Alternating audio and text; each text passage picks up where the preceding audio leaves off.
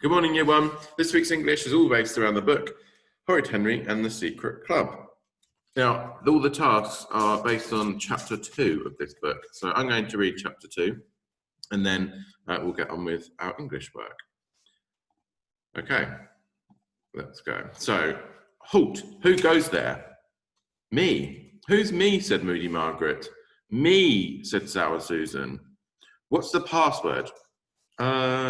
Sour Susan paused. What was the password? She thought and thought and thought. Potatoes? Margaret sighed loudly. Why was she friends with such a silly person? No, it isn't. Yes, it is, said Susan. Potatoes was last week's password, said Margaret. No, it wasn't. Yes, it was, said Moody Margaret. It's my club, and I decide. There was a long pause. All right, said Susan sourly. What is the password? I don't know if I'm going to tell you, said Margaret. I could be giving away a big secret to the enemy. But I'm not the enemy, said Susan. I'm Susan. Shh, said Margaret. We don't want Henry to find out who's in the secret club.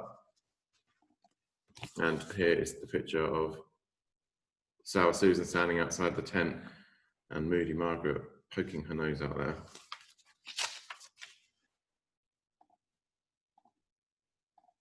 Susan looked quickly over her shoulder. The enemy was nowhere to be seen. She whistled twice. All clear, said Sour Susan. Now let me in. Moody Margaret thought for a moment. Letting someone in without a password broke the first club rule. Prove to me you're Susan and not the enemy pretending to be Susan, said Margaret. You know it's me, wailed Susan. Prove it. Susan stuck her foot into the tent. I'm wearing the black patterned leather shoes with the blue flowers I always wear. No good, said Margaret. The enemy could have stolen them. I'm speaking with Susan's voice, and I look like Susan, said Susan. No good, said Margaret. The enemy could be a master of disguise. Susan stamped her foot. I know what you were, that you were the one who pinched Helen, and I'm going to tell Miss... Come closer to the tent flap, said Margaret. Susan bent over. Now listen to me, said Margaret, because I'm only going to tell you once. When a secret club member wants to come in, they say, Nunga. Anyone inside answers back, Nunga Nu. That's how I know it's you, and you know it's me. Nunga, said Sour Susan. Nunga Nu, said Moody Margaret. Enter. Susan entered the club. She gave the secret handshake, sat down on her box and sulked. You knew it was me all along, said Susan. Margaret scowled at her. That's not the point. If you don't want to obey the club rules, you can leave. Susan didn't move. Can I have a biscuit, she said. Margaret smiled graciously. Have two, she said. Then we'll get down to business. And there is Moody Margaret giving Sour Susan her biscuit. Okay. Meanwhile, hidden under a bush behind some strategically placed branches, another top secret meeting was taking place in the next door garden. I think that's everything, said the leader. I shall now put the plans into action. What am I going to do? Said Perfect Peter. Stand guard, said Horrid Henry. I always have to stand guard, said Peter, as the leader crept out. It's not fair. Have you brought your spy report? Asked Margaret. Yes, said Susan. Read it aloud, said Margaret. Susan took out a piece of paper and read. I watched the enemy's house for 2 hours yesterday morning. Which morning? Interrupted Moody Margaret. Saturday morning, said Susan. A lady with grey hair and a beret walked past. What colour was the beret? Said Margaret. I don't know, said Susan. Call yourself a spy and you don't know what colour the beret was? Said Margaret. Can I please continue with my report, said Susan. I'm not stopping you, said Margaret. Then I saw the enemy leave the house with his brother and mother. The enemy kicked his brother twice. His mother shouted at him. Then I saw the postman. Nunga, screeched a voice from outside. Margaret and Susan froze. Nunga, screeched the voice again. I know you're in there. Ah, squeaked Susan, it's Henry. Quick, hide, hissed Margaret. The secret spies crouched behind 2 boxes. You told him our password, hissed Margaret. How dare you? Wasn't me, hissed Susan. I couldn't even remember it. So how could I have told him? You told him. Didn't, hissed Margaret. Nunga, screeched Henry again. You have to let me in. I know the password. What do we do, hissed Susan. You said anyone who knows the password enters.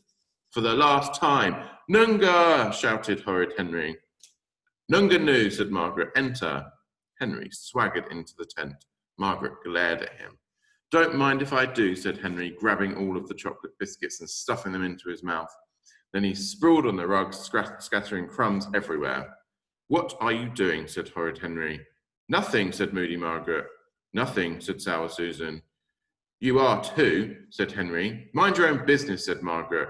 Now, Susan, let's vote on whether to allow boys in. I vote no. I vote no too, said Susan. Sorry, Henry, you can't join. Now leave. No, said Henry. Leave, said Margaret. Make me, said Henry. Margaret took a deep breath, and she opened her mouth and screamed. No one could scream as loud or as long or as piercingly as moody Margaret. After a few moments, Susan started screaming too. And there we can see moody Margaret screaming at Henry. Henry got to his feet, knocking over the crate they used as a table. Watch out, said Henry, because the purple hand will be back. He turned to go. Moody Margaret sprang up behind him and pushed him through the flap. Henry landed in a heap outside. Can't get me, shouted Henry. He picked himself up and jumped over the wall. The purple hand is the best. Oh yeah, muttered Margaret. We'll see about that. Henry checked over his shoulder to make sure no one was watching. Then he crept back to his fort. Smelly toads, he whispered to the guard. The branches parted. Henry climbed in. Did you attack them? Said Peter. Of course, said Henry. Didn't you hear Margaret screaming? I was the one who heard their password, so I think I should have gone, said Peter. Whose club is this? Said Henry. The corners of Peter's mouth began to turn down. Right, out, said Henry. Sorry, said Peter. Please, Henry, I can be a real member of the Purple Hand. No, said Henry. You're too young, and you don't dare come into the fort when I'm not here. I won't, said Peter. Good, said Henry. Now here's the plan. I'm going to set a booby trap in Margaret's tent. Then when she goes in, Henry shrieked with laughter as he pictured moody Margaret covered in cold, muddy water. All was not well at moody Margaret's secret club. It's your fault, said Margaret. It isn't, said Susan. You're such a blabbermouth, and you're a terrible spy. I am not, said Susan. Well, I'm the leader, and I ban you from the club for a week for breaking our sacred rule and telling the enemy our password. Now go away. Oh, please let me stay, said Susan. No, said Margaret. Susan knew there was no point arguing with Margaret when she got that horrible bossy look on her face. You're so mean, said Susan. Moody Margaret picked up a book and started to read. Sour Susan got up and left. I know what I'll do to fix Henry, thought Margaret. I'll set a booby trap in Henry's fort.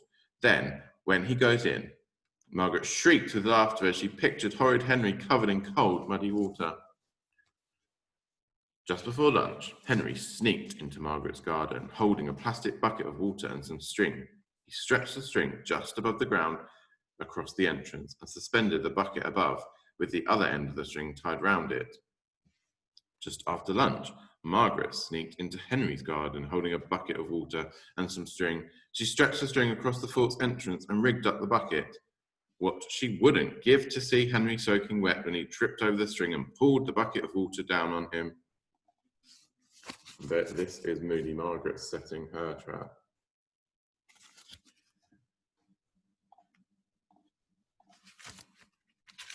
Perfect Peter came into the garden carrying a ball. Henry wouldn't play with him, and there was nothing to do. Why shouldn't I go into the fort, thought Peter. I helped build it.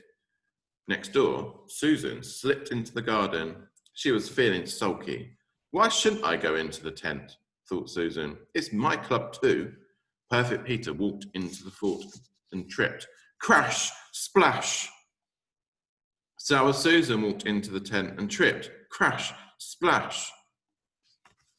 There's poor Perfect Peter with a bucket of water over his head.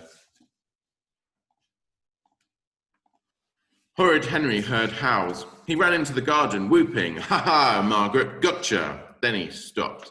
Moody Margaret heard screams. She ran into the garden, cheering, "Ha ha, Henry, gotcha!" Then she stopped.